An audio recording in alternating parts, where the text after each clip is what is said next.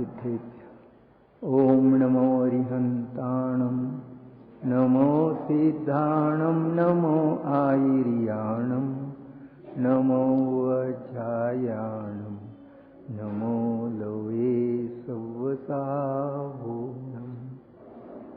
लक्ष्मीनिवासनिलयं विलीनविलयं निधाय रुधिवीरम् आत्मानुशासनमहं वक्षे मोक्षाय भव्यानां। जो लक्ष्मी के निलयरूप अवन अविनाशी प्रभु को उरधार ग्रंथ रचो आत्मानुशासन भव्य जनों को है शिव का, भव्य जनों को है शिव का।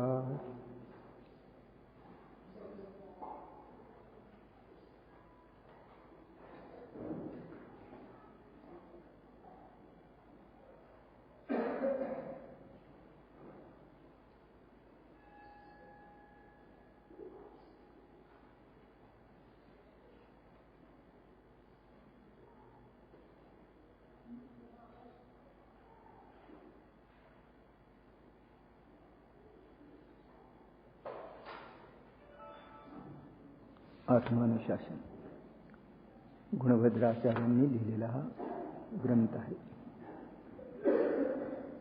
आचार्य शांतीसागर महाराजांना हा ग्रंथ अतिशय प्रिय होता।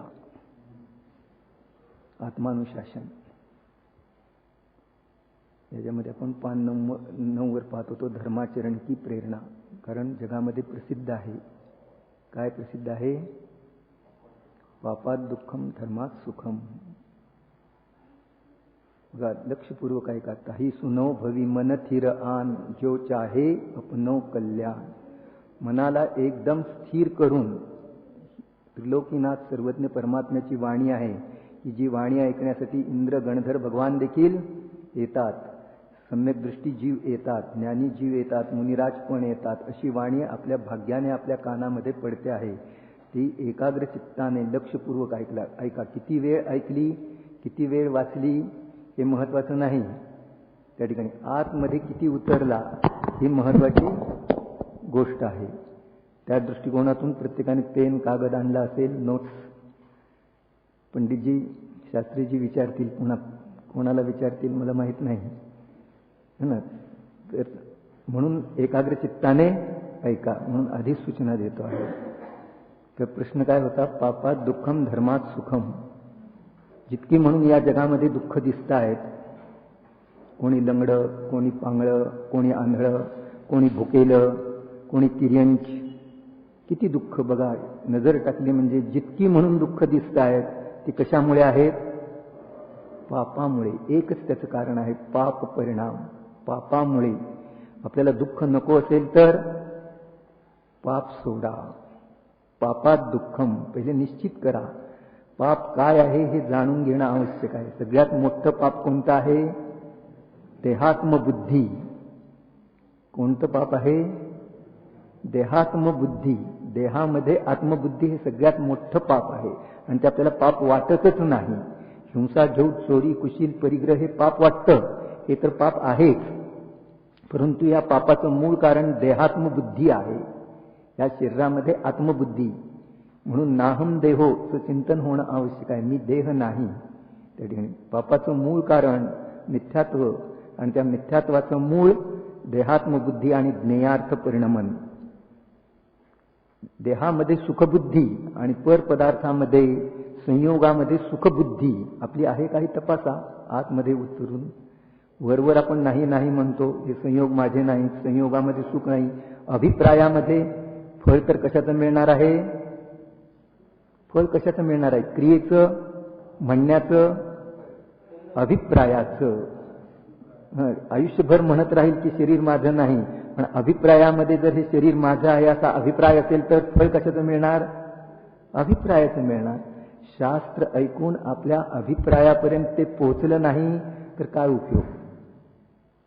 आपण समोशरणात जाऊन पण शास्त्र ऐकलं, जिनवाणी ऐकली, प्रवचन ऐकलं, उत्कृष्ट प्रवचन मुनिराजांचं, अवधिज्ञानी मनपरेज्ञानी मुनिराजांचं प्रवचन आपण कुठं जाऊन ऐकलं?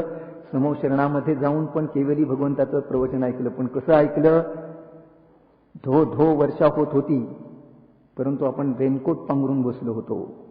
मिथ्यात्वाचा, विपरीत मान्यतेचा, क्रिया बरोबर चालल्या त्या, भगवान बरोबर, आपण जे सांगता ते बरोबर आहे, शरीर माझं नाही, संयोग माझे नाहीत, घरदार स्त्री पुत्राधिक कोणीही माझं नाही, बरोबर. आपण मान हलवली की नाही त्यावेळेला तिथं पण हृदयापर्यंत आतमध्ये आपला कप्पा अभिप्रायाचा तिथपर्यंत ती देशना पोहोचलीच नाही. बाहेर धो धो मुसळधार वर्षा होत असेल आणि रेनकोट पांघरला, पाऊस थांबला, रेनकोट काढून टाकला की कोरडाचा कोरडा. तसं समोशरणामध्ये धो धो जिनेंद्र भगवंताची वर्षा होत होती, धर्मवर्षा या ठिकाणी. परंतु रेनकोट मिथ्यात्वाचा, विपरीत मान्यतेचा, संयोगामध्ये सुख आहे, अनादिकालची बुद्धी आहे आणि आत्ता देशना मिळाली, आत्ता मिळाली काय? याच्या आधी पण धो धो वर्षा झाली की संयोगामध्ये सुख नाही, संयोग सुखाने रिक्त आहे, परंतु आत अभिप्रायापर्यंत ती पोहोचलीच नाही, भिजलाच नाही. समोशरणातून बाहेर आला, रेनकोट काढून टाकला, कोरडाचा कोरडा. केवली नो आगल रह गयो कोरो. केवली भगवंताच्या पुढं पण गेला, परंतु कोराचा कोरा.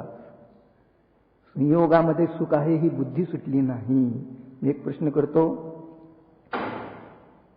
यामध्ये इथं बसलेले आहेत त्याच्यामध्ये संसार हा दुःखमय आहे ते स्वीकार केलं नाही.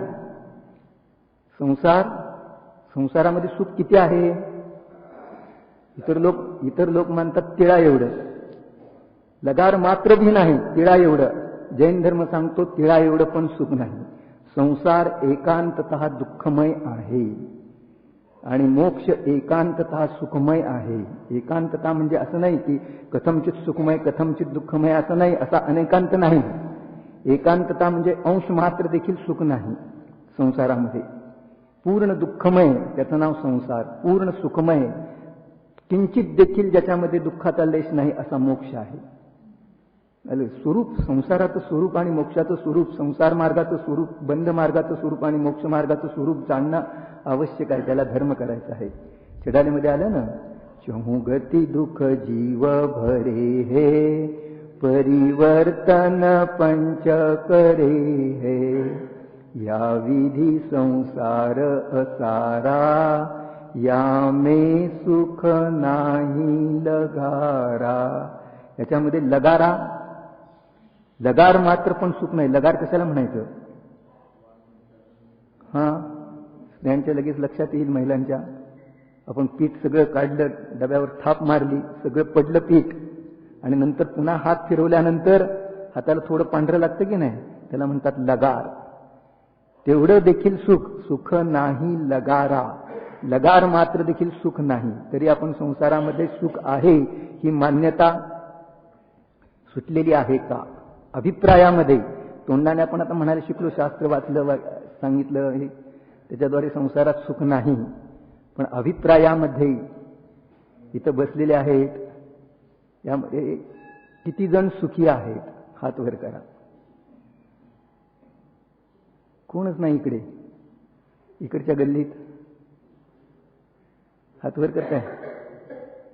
हात वर करताय काय? नाही. कोण हात वर करतायत काय? कोणीच नाही सुखी. कमाल आहे.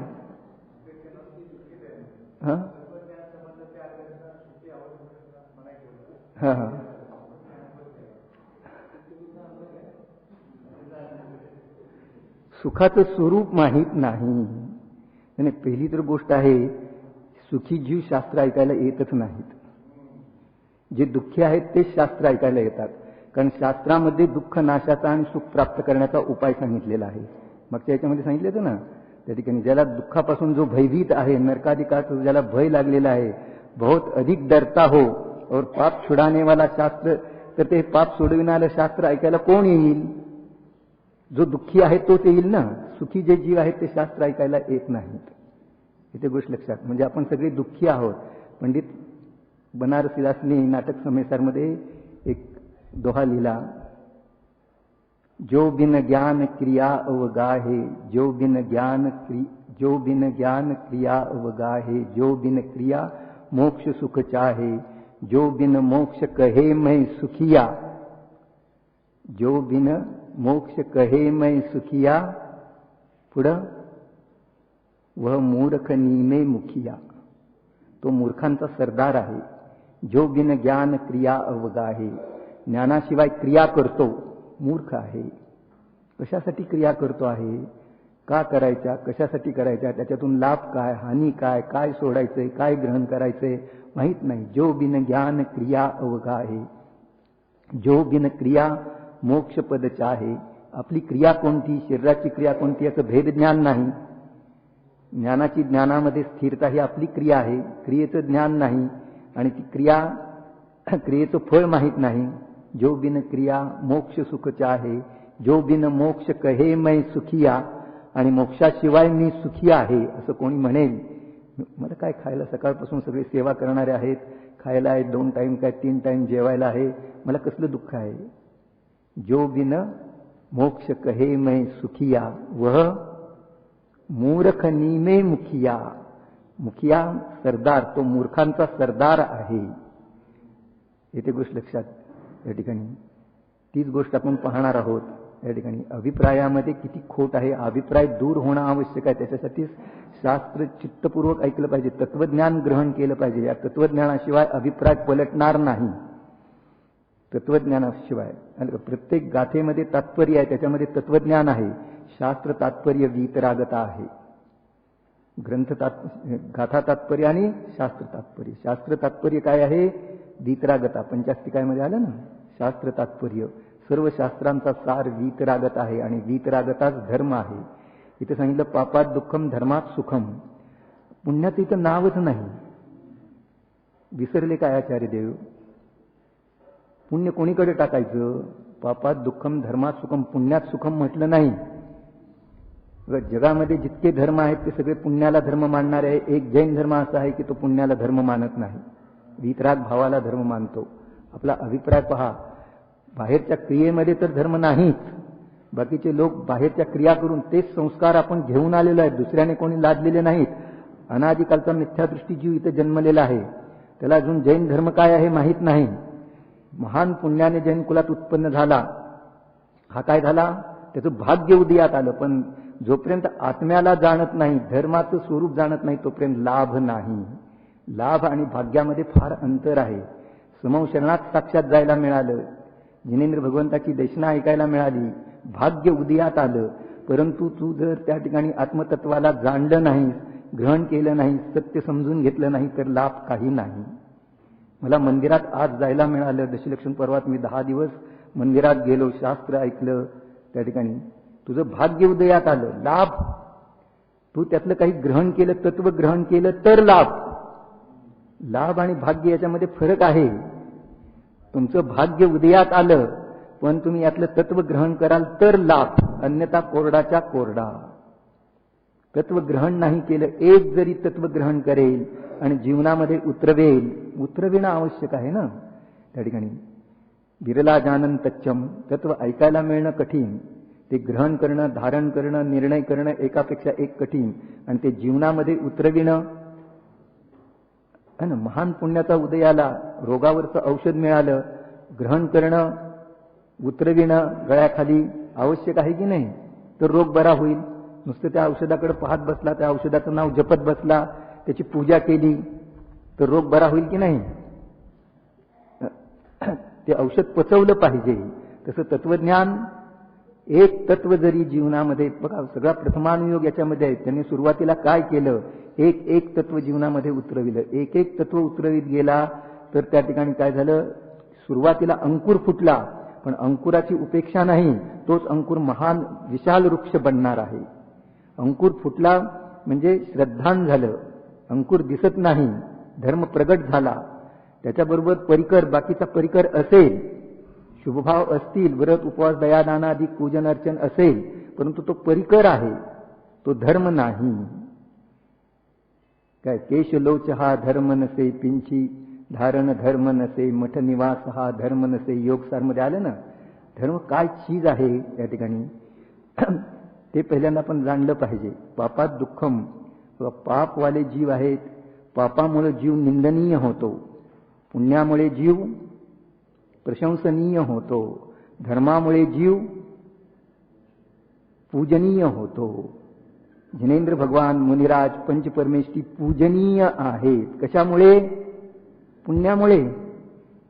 पुण्यामुळे नाहीत ते, धर्मामुळे. चक्रवर्ती पद प्राप्त झालं, इंद्रपद प्राप्त झालं, तीर्थंकर पद प्राप्त झालं. कशामुळे? पुण्यामुळे.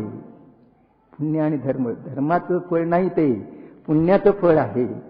चक्रवर्ती न होता आणि तीर्थंकर न होता पण केवली होऊ शकतो की नाही? धर्माचं फळ पंचपरमेष्ठीमध्ये सामील होणं आहे, पंचपरमेष्ठी बनणं आहे. अरिहंत सिद्ध अवस्थेला प्राप्त होणे हे धर्माचं पूर्ण फळ आहे. आलं लक्षामध्ये? चक्रवर्ती पद, इंद्रपद, इव्हन तीर्थंकर पद पण धर्माचं फळ नाही. पुरुषार्थ सिद्धी उपायमध्ये आले ना 220वा श्लोक, आश्रवती यत्तु पुण्यम शुभोपयोग अयम अपराध. जे पुण्याचा आश्रव झाला तीर्थंकर प्रभूंना तो अपराध आहे. पुण्य अपराध आहे जैन धर्मामध्ये. अलग लक्षामध्ये असेल बरोबर. त्या ठिकाणी जोपर्यंत वीतरागतेची पूर्णता होत नाही तोपर्यंत त्याच्या सहचरी रूपाने पुण्य असेल. थोडं उदाहरण दिलं म्हणजे लक्षात येईल. निसर्गाचा नियम आहे, प्रत्येक वस्तू पॅकिंग सहित येते. ज्वारी घ्या, गहू घ्या, तांदूळ घ्या, पॅकिंग सहित येते की नाही? त्या ठिकाणी त्याच्याबरोबर टर्फल आहे की नाही? त्याच्यामध्ये कण तयार झाला नसेल आणि नुसतं टर्फल जर पुष्ट झालं तर काय होईल? किंमत किती येईल त्याची? ते ताट वाढलं, खूप उंच झालं, त्याला कणसं मोठी मोठी बसली, पण आत कण भरला नाही तर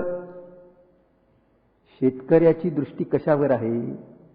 ताट पुष्ट होण्यावर, कणीस मोठं होण्यावर का आतमध्ये कण भरण्यावर? धर्मी जीवाची दृष्टी आतल्या कणावर आहे. बाकीचा सगळा परिकर आहे, शुभभाव आहेत, ते त्याच्याबरोबर आहेत. यद्यपि त्याचे संरक्षक कवच आहेत. जोपर्यंत कण पुष्ट होत नाही तोपर्यंत ते आहेत, पण तो त्याला धर्म मानत नाही. बघा, इथं पुण्य करण्याचा मी निषेध करत नाही. कशाचा निषेध करतो आहे? पुण्याला धर्म मानण्याचा निषेध करतो आहे. लक्षात या नाही. मग पुण्य करायचं, ताट येईल, त्याच्याबरोबर चिपाड येईल, त्याच्याबरोबर कणीस येईल, परंतु याच्यामध्ये मला काय पाहिजे आहे? चिपाड पाहिजे आहे. ते कणीस ते सगळं अज्ञानी पशुसाठी आहे, माझ्यासाठी कण आहे. धर्म आहे तो माझ्यासाठी आहे. बाकीचं पुण्य वगैरे आहे ते बघा, पूजे पिटिकेमध्ये देखील आपण म्हणतो ना त्या ठिकाणी, पुण्यम समग्र महमेकमना जुहोमी. हे जिनेंद्र भगवान, हे मला पुण्य करण्यासाठी मी तुझ्या दरबारात आलेलो नाही, तर वीतरागता प्रगट करण्यासाठी, सम्यक दर्शन ज्ञान चारित्र रूप परिणती, जी वीतराग परिणती आहे ती प्रगट करण्यासाठी आलेलो आहे. मी पुण्य प्राप्त करण्यासाठी आलेलो नाही. पुण्य तर कमवल्याशिवाय मी मनुष्य झालो का? पुण्य कमवल्यामुळे तर तुम्ही मला प्राप्त झाला, जिनेंद्र भगवान मला प्राप्त झाले, पंचपरमेष्ठी प्राप्त झाले. आता मला पुण्य नको आहे त्या ठिकाणी. आणि पुण्य पुण्य किती दिवस पुण्य करेल? पुण्य पाप विनाशिक भाव आहेत. मी अविनाशी आहे. आपला त्रिकाली न्यायक स्वभाव अविनाशी आहे. त्रिकाली न्यायक स्वभावाच्या आश्रयाने धर्म होतो, पुण्य पापाच्या आश्रयाने धर्म होत नाही. पापाच्या आश्रयाने तर होतच नाही, पुण्याच्या आश्रयाने पण धर्म होत नाही. पुण्य सुटून जाणारा भाव आहे. अधिक अधिक पुण्य केलं तर किती बांधू शकतो तो? कर्णानुयोगामध्ये किती सांगितलं? सगळ्यात उत्कृष्ट पुण्य केलं तर 15 कोडी सागराचं बांधू शकतो. 15 कोडी सागराचं पुण्य भोगण्याचं स्थान कुठं आहे? कुठं आहे? 3 लोकांमध्ये. तसं पर्यायाचा काळच 2000 सागर आहे, साधिक 2000 सागर. 15 कोडी पुण्य कुठं भोगणार? भोगूच शकणार नाही. मग कुठं जाणार? जर आत्मस्वभावाचं भान केलं नाही, त्रिकाली न्यायक स्वभावाचं भान केलं नाही, पुण्याला विनाशिक जाणलं नाही, पुण्यासंबंधी मोह सोडला नाही, तर नियमाने तो जीव त्या ठिकाणी पुण्य एक्सपायर होणार. पुण्याला पण एक्सपायरी आहे, धर्माला एक्सपायरी नाही. लक्षात घ्या. ते त्रिकाल आहे, धर्म त्रिकाल आहे, कारण तो वस्तूचा स्वभाव आहे. अग्नीचा स्वभाव उष्णता, साखरेचा स्वभाव गोड. कोणी बनवला? तो स्वभाव आहे. अनादिकालापासून आहे, अनंत काळपर्यंत राहणार आहे. तसा जीवाचा स्वभाव म्हणजे कोणाचा स्वभाव? माझा स्वभाव ज्ञान दर्शनमय आहे. तो एक्सपायर होत नाही. निगोदात गेला तरी एक्सपायर होत नाही, सिद्ध दशेमध्ये पण एक्सपायर होत नाही. अशा स्वभावाचं अवलंबन घेतलं असताना पर्यायामध्ये धर्म प्रगट होतो. धर्म प्रगट करण्याची रीतीच अलग आहे, विलक्षण आहे, अलौकिक आहे. जैन धर्म अलौकिक आहे. लौकिक लोक ज्याप्रमाणे आचरण करतात त्याप्रमाणे हा धर्म नाही. अलग लक्षण. आपली पूजा पद्धती सुद्धा अलग आहे, आपली उपासना पद्धती अलग आहे, आराधना पद्धती अलग आहे. अन्य मतांची आराधना पद्धत, उपासक पद्धती अलग आहे. येथे गोष्ट लक्षात त्या ठिकाणी आपण आत्म उपासक आहोत. आत्म उपासनेमध्ये आपल्याला मदत करणारे पंचपरमेश ते आहेत, म्हणजे निमित्त कारण आहे. तुम्ही निमित्त कारण इलाज जाने ताते मै शरण आय. म्हणून मी तुम्हाला शरण आलो. उपासना तर मीच करणार आहे, मलाच करावी लागणार आहे. आराधना तर मलाच करावी लागणार आहे. परंतु कशाची आराधना करायची, कोणाची आराधना करायची, कशी आराधना करायची, त्या ठिकाणी हे मार्ग दाखविणारे मार्गदर्शक तीर्थंकर त्या ठिकाणी आपण आहात. प्रश्न काय चालला होता की पुण्याला एक्सपायरी आहे. जर हा 15 कोडाकोडीचं पुण्य कुठेही भोगू शकत नाही, साधिक 2000 सागरामध्ये जर सम्यक दर्शन प्राप्त केलं नाही, आत्मस्वभावाचं भान झालं नाही, तर ते पुण्य एक्सपायर होऊन जाऊन हा जीव निगोदामध्ये जाणार. आणि जर या बघा मिथ्या दृष्टी पण 15 कोडाकोडीचं पुण्य बांधू शकतो आणि सम्यक दृष्टी पण बांधू शकतो. पण सम्यक दृष्टी त्याचा लाभ उठवून सम्यक दर्शन प्राप्त करतो, आत्मस्वभावाला जाणतो आणि मोक्ष प्राप्त करतो. राहण्याची स्थानं दोनच आहेत, एक निगोद आणि मोक्ष. बाकीची सगळी स्थानं आहेत ती फिरण्याची आहेत. चारी गती फिरण्याच्या आहेत. 2 स्थानं अशी आहेत. निगोदामध्ये गेला तर खूप काळपर्यंत तिथंच राहावं लागेल, मोक्षामध्ये गेला तर अनंत काळपर्यंत तिथं राहायला मिळेल. राहण्याची ठिकाणं 2 आहेत. पुण्याचा भरोसा सोडा, स्वभावाचा भरोसा करा. पुण्य येईल त्याच्याबरोबर, पॅकिंग असेल त्याच्याबरोबर त्या ठिकाणी. पण मूळ अजून एक उदाहरण देतो, लक्षात येईल. गाठ झाली शरीरामध्ये आणि ती गाठ दूर करण्याचा उपाय काय डॉक्टर? ऑपरेशन करणं. दुसरा उपाय नाही. नुसत्या पांढऱ्या पट्ट्या बांधल्या तर? पांढरी पट्टी बांधायला बरी वाटते. लोक विचारतात पण काय झालं, सहानुभूती व्यक्त करतात. दुसऱ्या दिवशी मळली तर ती दुसरी पुन्हा पांढरी पट्टी बांधून आलं, चौकशी करतात काय झालं. पण आतमध्ये गाठ आहे तोपर्यंत दुःख दूर होणार नाही. त्याच्यामध्ये पू किती आहे, ती गाठ किती मोठी आहे, जखम किती मोठी आहे ही महत्वाची गोष्ट नाही. त्याच्यामध्ये पस किती आहे, ठसठसतो आहे तो पस ठसठसतो आहे. राग किती आहे, परद्रव्यासंबंधी आसक्ती किती आहे, जखम किती मोठी आहे, गाठ किती मोठी आहे, किती लहान आहे याच्यावर नाही. आतमध्ये पस किती आहे, आसक्तीचा, रागाचा राग किती आहे. आणि तो कमी करण्यासाठी पहिला उपाय गाठ काढून टाकणे. मग गाठ काढून टाकल्यानंतर पांढरी पट्टी बांधेल की नाही? काही काळापुरतं बांधेल, इन्फेक्शन होऊ नये म्हणून. तो वास्तविक इलाज नाही. तसं या ठिकाणी पापाचं इन्फेक्शन होऊ नये म्हणून पांढरी पट्टी बांधेल पुण्याची, पण तो वास्तविक इलाज नाही. वास्तविक इलाज तर भेदविज्ञान करणं आहे. भेदविज्ञान हा शब्द जैन धर्माशिवाय अन्यत्र कुठे सापडणार नाही. भेदविज्ञानता सिद्धा सिद्धाये किल केचन, असैवा भावतो बद्धा बद्धाये किल केचन. अमृतचंद्राचार्यांनी सांगितलं ना, आपण सगळे बद्ध आहोत. कशामुळे? जे संसारामध्ये जे बद्ध आहेत ते कशामुळे बद्ध आहेत? कर्मामुळे, याच्यामुळे असं नाही सांगितलं. भेदविज्ञानाच्या अभावामुळे. तुझ्याच कारणाने तू बद्ध आहेस, तुझ्याच कारणाने तू मोक्षाला जाणार आहेस. भेदविज्ञानता सिद्धा. सिद्ध भगवान कसे वेले मोक्षाला? कर्माचा नाश केला, घर सोडलं, स्त्री पुत्राधिक सोडलं, असं कुठेही तिथं उल्लेख केला नाही. भेदविज्ञान केलं. कारण आपणच मोक्षाचे कारण आहोत, आपणच आपले संसाराचे कारण आहोत. आपल्या दुःखाचा जिम्मेदार कोण आहे? विचार करा, आपल्या दुःखाचा जिम्मेदार कोण आहे? ग्रह, भूत, पिशाच, योगिनी, यक्ष. कार्तिकेय अनुप्रेक्षेमध्ये सांगितलं, ग्रह, भूय, पिशा, योगिनी, अख्खम शरणम भण्णई मूढो अगाढ मिच्छत्त भावादो. दुःख येतंय, याच्यामुळे येतंय, ग्रहामुळे येतंय, शनीमुळे येतंय, मंगळामुळे येतंय, वास्तू नीट नाही, वास्तुशास्त्रज्ञाला शरण जातो आहे, ज्योतिषाला शरण जातो आहे, अगाढ मिच्छत्त भावादो. अरे दुसरं जर तुझं दुःख दूर करेल, ती वास्तू तुझं दुःख दूर करेल त्या ठिकाणी, तर स्वयंकृतम कर्म निरर्थकम तदा, तू केलेलं कर्म निरर्थक होईल, आहे ना. त्या ठिकाणी तुझा कर्मावर पण विश्वास नाही आणि धर्मावर पण विश्वास नाही. तुझ्या दुःखाचं मूळ कारण, जिम्मेदार कोण शोध. ग्रह, भूत, पिशाच, योगिनी, यक्ष कोण आहे? स्त्री पुत्राधिक कोण आहे दुःखाचं कारण? स्त्री पुत्राधिक पण नाहीत. तुझ्या दुःखाचं कारण ग्रह, भूत, पिशाच, यक्षिणी नाहीत, स्त्री पुत्राधिक नाही, शेजारी पण नाही, सरकार पण नाही. मग कोण आहे?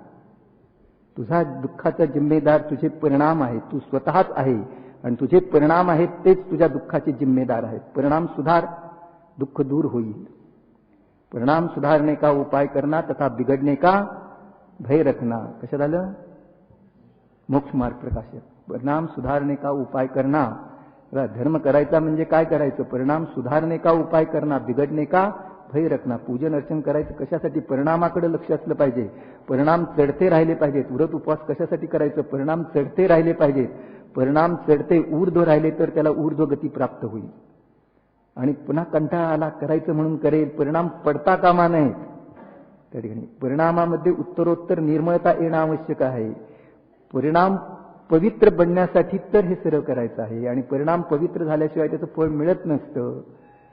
वासुपूज्य तीर्थंकराची स्तुती करताना म्हटलं ना समंत भद्राचार्यांनी, न पूजयार्थी त्वयीवीतरागे न निंदयानाथ विवांत वैरे तथापि ते पुण्यगुण स्मृतिर्न पुनाति चित्तम दुरितांजनेभ्या.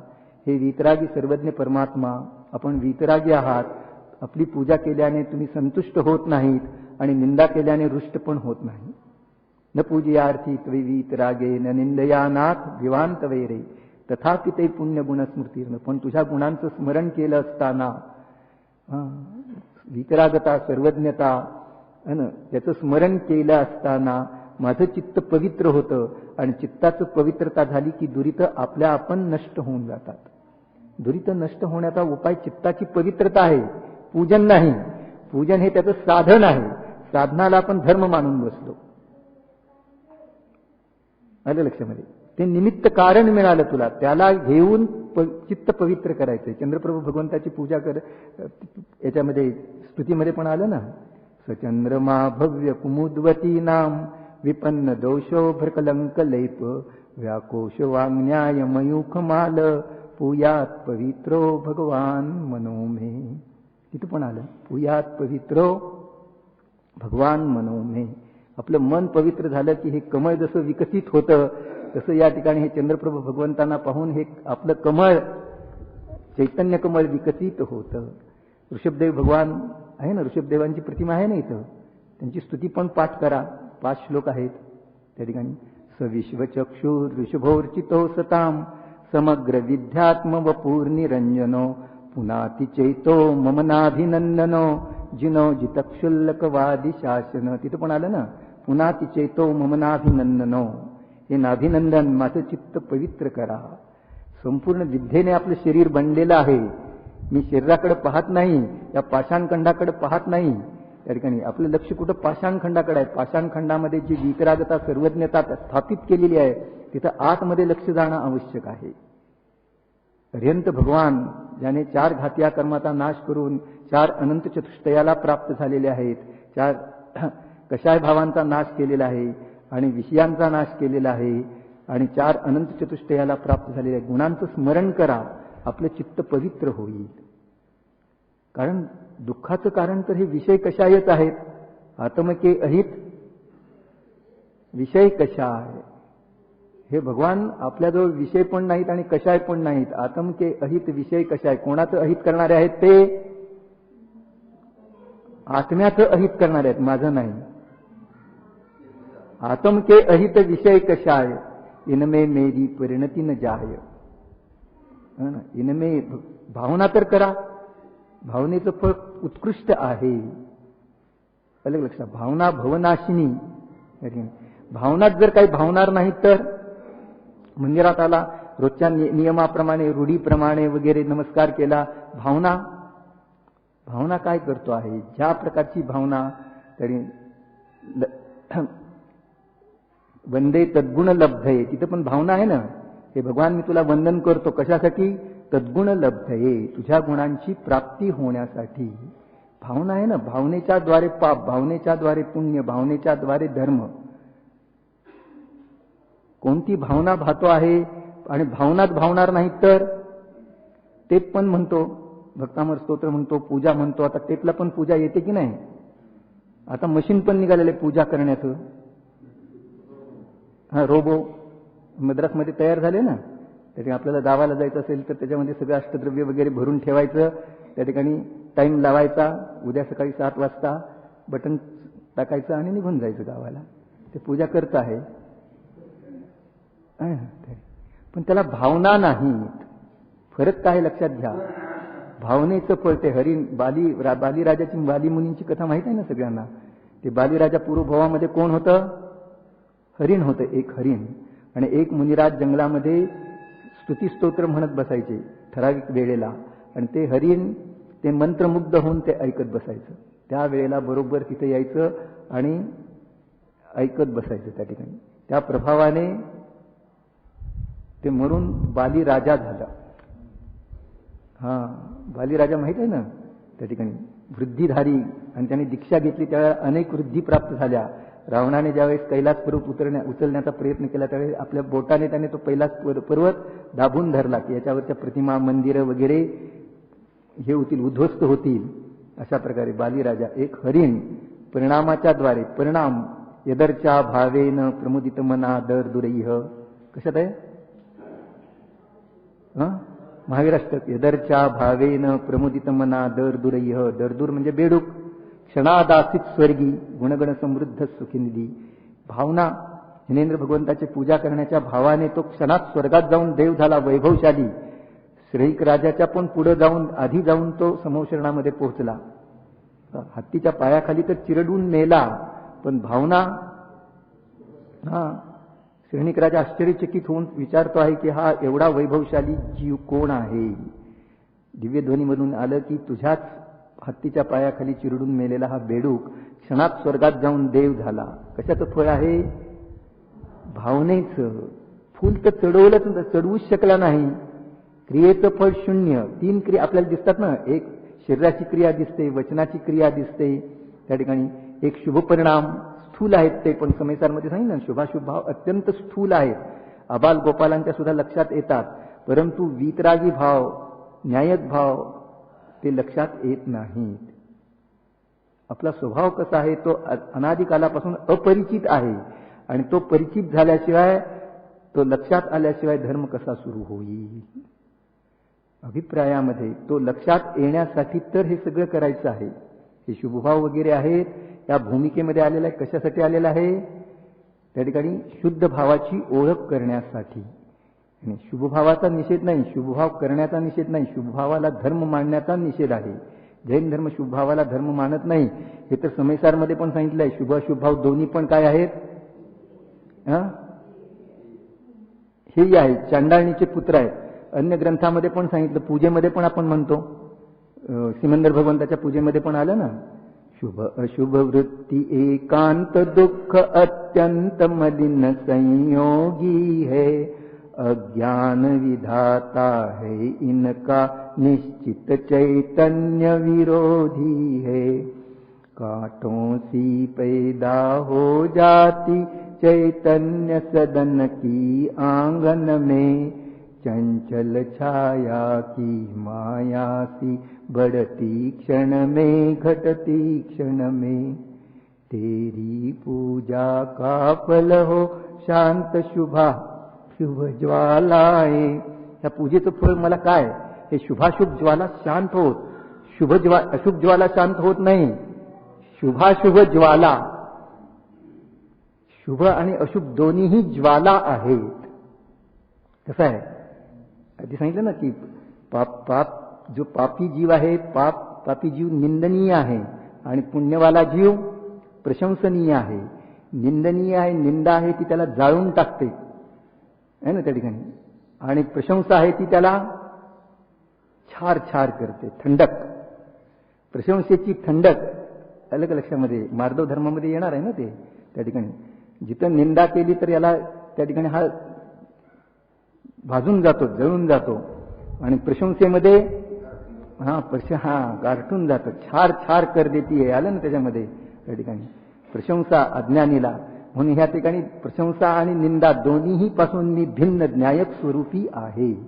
तेरी पूजा का फल हो प्रभू शांत शुभाशुभ ज्वालाएं.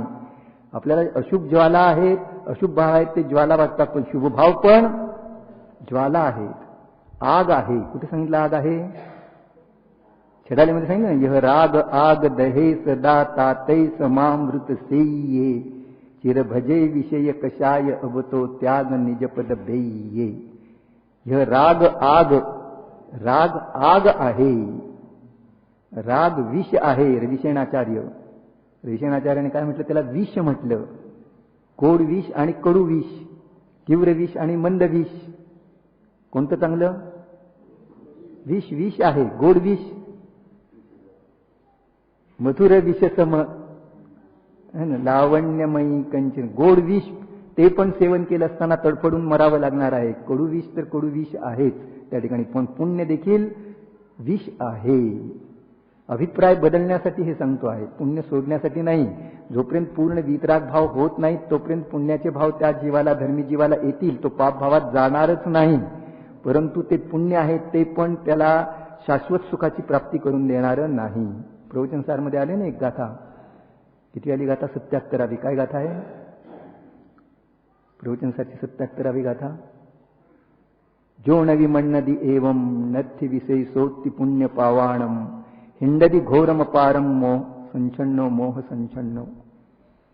ते सांगितलं, जो नवी मन्नदी एवं नथि विषयी सोत्ति पुण्य पावन. जो पुण्य आणि पापामध्ये भेद करतो तो मोहाने आच्छादित होऊन अनंत संसारामध्ये भ्रमंती करतो.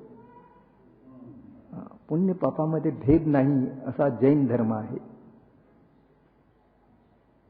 या ठिकाणी आलं ना, पापात दुःखम धर्मात सुखम. तू धर्माचं स्वरूप जाण. पुण्य कुठे टाकले यांनी? धर्माकडे का पुण्याकडे, पापाकडे घ्यायचं?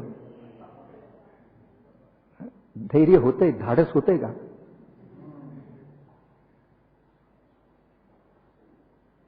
तुम्ही याच्या आधी हा वाचलाय ना ग्रंथ कोणता आपल्या वर्णिजींचा? शांतीपथ प्रदर्शन वाचलाय ना? शांतीपथ प्रदर्शन वाचलं सगळ्यांनी? आश्रव अधिकार, पुण्याश्रव. आज घरी जाऊन वाचा पुण्याश्रव, काय सांगितलेलं आहे. त्यातला पॅरेग्राफ काढून तो वाचा. त्या ठिकाणी पुन्हा वाचण्यासारखं आहे. त्या ठिकाणी पापाकडं पुण्य टाकायचं आपल्याला.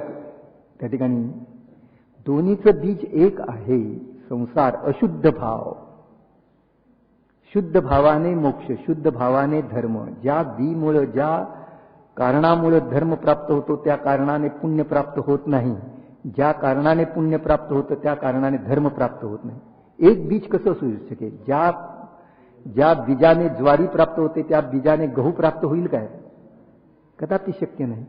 ज्या परिणामाने स्वर्ग मिळतो त्या परिणामाने मोक्ष मिळेल का? नाही. परंपरेने तरी. परंपरा याचा अर्थ तस्य अभावात. योगींद्र देवाचार्यांनी सांगितलं ना, परंपरा याचा अर्थ काय? त्याचा अभाव करून त्या पुण्याचा तस्य अभावात, त्या पुण्याच्या, तू पुण्याच्या भूमिकेमध्ये आला, अंगणात आला, चांगली गोष्ट आहे, पण त्या अंगणाला धरून तू घरात प्रवेश करू शकणार नाही. त्या अंगणाला सोडून तुला घरात जावं लागेल. अंगणाच्या मोहामध्ये अडकशील तर तू घरात जाणार नाही. थोड्याच काळात त्या अंगणातून पुन्हा रस्त्याला जाशील. इथे गोष्ट लक्षात. त्या ठिकाणी ज्या कारणाने मोक्ष होतो त्या कारणाने स्वर्ग होईल की नाही, तत्वाची गोष्ट आहे. अनास्था दोष होईल. ज्वारीपासून गहू उत्पन्न होण्याचा प्रसंग येईल. वीतराग भावामुळं मोक्ष, शुद्ध भावामुळं मोक्ष आणि शुभ भावामुळं स्वर्ग. कारण वेगळं आहे. कारण दिसत नाही आपल्याला, कार्य दिसतं. कार्यालिंगाही कारणम. कार्य दिसतं, कारण कुठं दिसतं आहे? आपण मनुष्य झालो, पंचम काळातला मनुष्य झालो, स्त्री झालो, हे दुःख आलं, हे कार्य दिसतंय. कारण त्याचं, कारणाच्या अभावात कार्याचा अभाव होईल.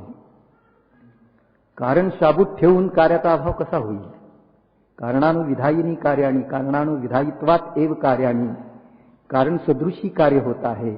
कारण शुभभाव कार्य पुण्य, शुभभावाचं तत्व पुण्य आहे. कारण शुद्ध भाव कार्य मोक्ष आहे, वीतरागता आहे, धर्म आहे. कारणानुविधायिनी कार्याणी. जसं कारण तसं कार्य. कारणावर लक्ष जाणं आवश्यक आहे. कार्यालिंगाही कारणम. कशामध्ये आलं हे? अप्तमीमांसा 60च्या पुढची कुठली तरी कारिका असेल, बहुतेक 68वी असेल. कार्यालिंगाही कारणम. कारणाकडे आपलं लक्ष जात नाही, आपण कार्याकडे लक्ष जातं आणि त्या कार्यामध्ये आपण फेरफार करत बसतो. कारण बदलत नाही. कारण त्या ठिकाणी मोक्ष पाहिजे, धर्म पाहिजे, तर त्याचं कारण पण तसंच असलं पाहिजे. धर्म अलौकिक आहे, त्याचं कारण पण अलौकिक आहे. मुनी दीक्षा पण अलौकिक आहे, धर्म पण अलौकिक आहे, त्याची साधना पण अलौकिक आहे. लौकिक लोक जसं साधन करतात तशी करायला जाईल तर त्याला त्या अलौकिकतेची सिद्धी होणार नाही. वीरसागर महाराजांच्या कॅलेंडरमध्ये आलं ना, आपल्या दुःखाचं कारण काय आहे, याच्या कारणाने आम्ही दुःखी आहोत. आलं ना 4 ओळी. काय आलं? शरीरामध्ये आत्मबुद्धी, परद्रव्यामध्ये सुखबुद्धी, पुढं शेवटचं 3रं वाक्य शुभभावामध्ये, पुण्यामध्ये शुभभावामध्ये आहे का आपली. किती मर्माचं सांगितलंय वीरसागर महाराजांच्या कॅलेंडर मधले एक एक वाक्य महत्वाचं आहे त्या ठिकाणी, पण त्याच्यावर मनन चिंतन होणार आहे. शुभभावामध्ये धर्म बुद्धी. शुभभाव करू नका याची गोष्ट नाही, तुझी बुद्धी पलटली का? शुभभावामध्ये धर्म बुद्धी, वीतराग भावामध्ये धर्म. तुझे भगवान वीतरागी आहेत, तुझे देव वीतरागी, तुझे गुरु वीतरागी. तुला जिनवाणी मिळालेली आहे, ती वीतरागतेचा प्रचार प्रसार करणारी, वीतरागता उत्पन्न करणारी जिनवाणी मिळालेली आहे. रागद्वेष मिटविणारी. रागद्वेष मिटवेल तर धर्म होईल, अन्यथा धर्म कसा होईल? रागद्वेष मिटवण्यासाठी तर आपण इथं येतो आहोत. रागद्वेष हा तुझा न धंदा, तू तर काय, रागद्वेष हा आपला धंदा नाही, तू तर ज्ञानानंद स्वभावी आहे. भान कर आपल्या स्वरूपाचं. रागद्वेष ज्या उपायाने मिटतील, मुक्ष्मात प्रकाशनमध्ये आलं ना, रागद्वेष मिटविण्याचं श्रद्धांत श्रद्धांत सम्यक दर्शन. रागद्वेष मिटवण्याचं उपाय जे ज्ञान ते सम्यक ज्ञान, आणि ज्या उपायाने रागद्वेष मिटतील तो उपाय सम्यक चारित्र. अशा प्रकारे मोक्ष मार्ग मानण्यायोग्य आहे. मोक्ष मार्ग कसा आहे? ज्या उपायाने रागद्वेष मिटतील. कोणत्याही परिस्थितीमध्ये कषाय करणे नाही. असमके अहित विषय कषाय. तीव्र कषायाचं नाव पाप, मंद कषायाचं नाव पुण्य, कषायाच्या अभावाचं नाव धर्म. किती सोपी गोष्ट आहे. तीव्र रागाचं नाव, विषय कषाया संबंधी जो राग असतो तीव्र, ग्रहगारस्थी संबंधी राग पाप. मंद राग पूजन अर्चन व्रत उपवास दयादान आदी करण्याचा राग मंद राग आहे, पुण्य. रागाचा अभाव. आपल्याला काय करायचंय? पुण्य पाहिजे का धर्म पाहिजे? शुभकर्माचं फळ काय आहे आणि मोक्ष धर्माचं फळ काय आहे? पूजेमध्ये येतं नाही त्या ठिकाणी. शुभकर्मों का फल विषय भोग भोगो में मान सरमा रहा. नित नई लालसाएं जागी तन्मय होन में समा रहा. रागादि विभाव किए जितने आकुलता उनका फल पाया. होकर निराश सब जग भर से अब सिद्ध शरण में मैं आया.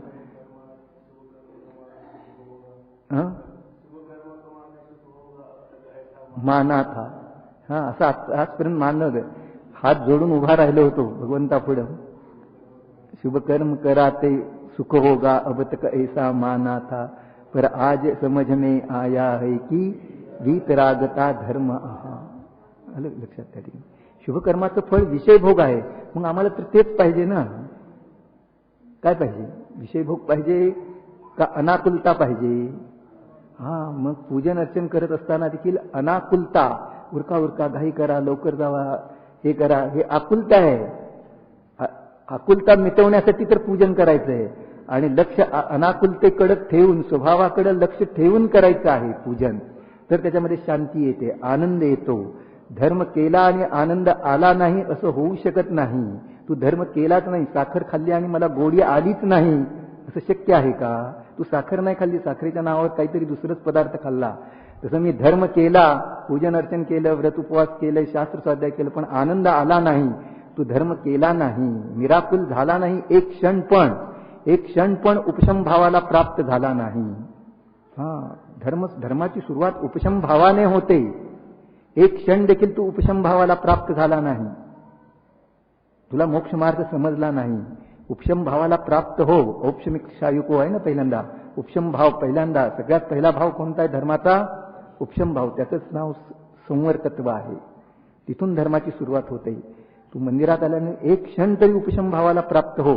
महाराजांनी त्याच्यासाठी अंतर्मुख पूजा करत असताना देखील आतमध्ये जा, उपशम भावाला प्राप्त हो. एक क्षण तेवढा धर्म आहे. बाकीचा परिकर त्याच्याबरोबर असेल, परंतु तो भुस्सा आहे.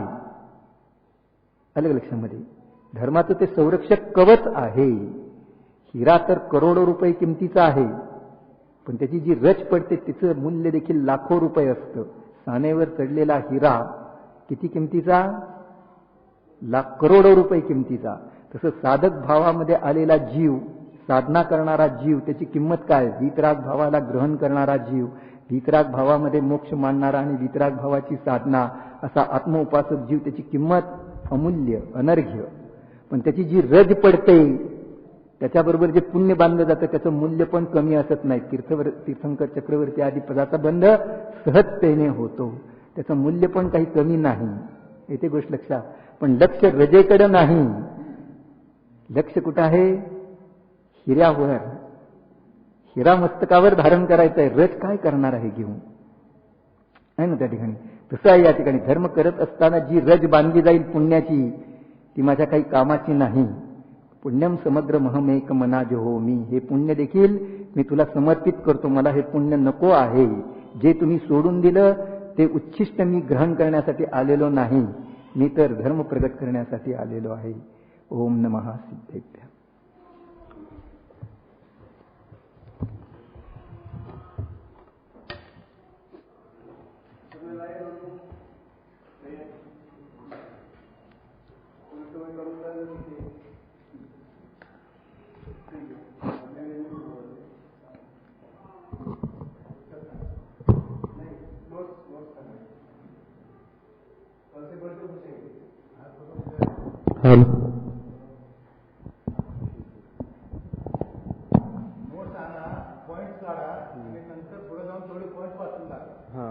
आपको क्या प्रवचनाचा मस्जिदाचा गाभा जो आहे, थोडे काही 10-5 पॉइंट घेऊन काढायचे, ते ठिकाणून वाचून टाकायचे. त्याच्यावर रिव्हिजन होते.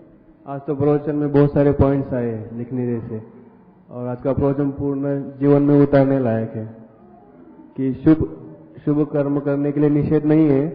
शुभ कर्मों को, शुभ भावों को, पुण्य को धर्म मारने के लिए निषेध है. पुण्य करो परंतु धर्म मत मारो. तो नाम तो पता नहीं मुझे किसी के. चलो आप आ जाओ लास्ट. हाँ, पॉइंट्स नहीं के.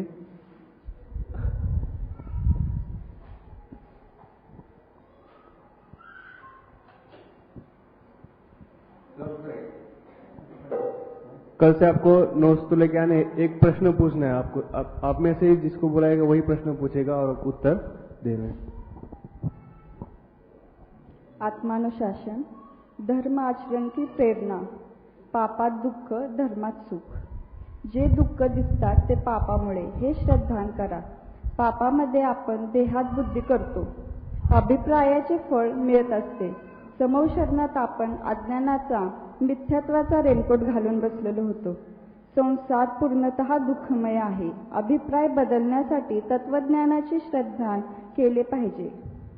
भाग्य उदयाला आले, आपण धर्मात आलो, पण तत्व ग्रहण करणे, जीवनात उतरवणे आवश्यक आहे.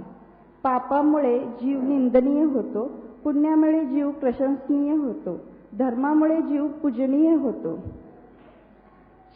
जसे शेतकऱ्याचे लक्ष कणसाच्या पिकाच्या कणावर असते, तसेच धर्मामध्ये सम्यक दृष्टीचे लक्ष कणावर म्हणजे शुद्ध भावावर असते. पुण्य पापावर नाही. ज्ञान दर्शन जीवाचा स्वभाव आहे, तो त्रिकाल आहे, तो नष्ट होत नाही. पाप नष्ट करण्यासाठी पुण्याचा उपाय नाही, त्यासाठी भेद विज्ञान करणे आवश्यक आहे. भेद विज्ञान जैन धर्माशिवाय इतर धर्मात नाही. आपल्या दुःखाचे कारण आपले परिणाम आहे. पूजा करताना त्या साधनात, त्या क्रियेत न अडकता परिणामाकडे लक्ष द्या. भगवंताकडे विषय कशाही नाहीत. शुभ अशुभ भाव सामान्यांच्या पण लक्षात येतात, पण शुद्ध भाव साधारण व्यक्तीच्या लक्षात येत नाही. जैन धर्मात पुण्य पापाला एकच मानले आहे. कारण दिसत नाही, कार्य दिसते. कारणाच्या अभावातच कार्य होते. आपणाला कोणत्या कारणाने स्त्री मनुष्य जन्म मिळाला कोणत्या कारणाने मिळाले हे दिसत नाहीये. जे स्त्री मनुष्य आहे ते कार्य आहे. तीव्र कषाय संसार म्हणजेच पापभाव, मंद कषाय पूजा म्हणजेच पुण्यभाव आणि कषायाचा नाश म्हणजेच वितरागता शुद्ध भाव. धर्माची उपशम भावाने सुरुवात होते. जय जिनेंद्र. बहुत अच्छे नोट्स बताए. पुण्य और इसमें फर्क है कि पुण्य से हमें अनुकूल सामग्री मिलती है. पुण्य करने से हमें अनुकूल सामग्री मिलती है, परंतु अनुकूल संयोग सामग्री मिलने से थोड़ी ना कोई सुखी होता है. परंतु धर्म से अंतरंग में शांत भाव से वो पूर्णतः सुखी होता है. अनुकूल सामग्री मिलती है, सब पुण्य के हिसाब से हमें जो मिलना चाहिए सब कुछ मिला, पैसा धन दौलत शरीर वगैरह सब कुछ मिला, संयोगी पदार्थ सही मिले, परंतु शांति कब धारण होगी? जब धर्म होगा. पुण्य के वजह से आपको सब मिलेगा, चक्रवर्ती पद भी मिलेगा, परंतु धर्म नहीं तो नरक में जाएगा, शांति नहीं रहेगी ना. जीवन में सब है, पैसा है, धन दौलत, किसी चीज की कमी, नाम है, शोहरत है, सब कुछ है, मन शांत नहीं है. क्यों? धर्म नहीं है. तो पुण्य से संयोगी अनुकूल सामग्री मिलेगी, परंतु उससे सुख नहीं होगा. सुख के लिए तो धर्म ही करना पड़ेगा, और धर्म वह आत्मा को जानने से ही शुरू होगा. जीवन स्तुति.